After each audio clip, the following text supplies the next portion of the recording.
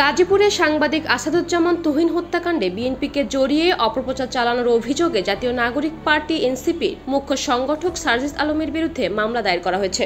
মঙ্গলবার বেলা 11:30টার দিকে গাজীপুরের অতিরিক্ত চিফ মেট্রোপলিটন ম্যাজিস্ট্রেট আদালতে মামলাটি করেন বাসন থানা বিএনপির সভাপতি তানভীর সিরাজ।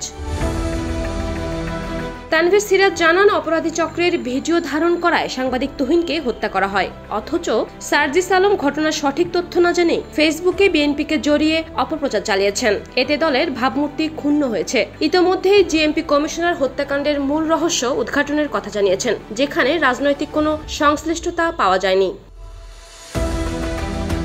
তিনি আরও বলেন, দলের নির্দেশনা অনুযায়ী আমি বাদী হয়ে মামলাটি দায়ের করেছি। আশা করি ন্যায় বিচার পাব।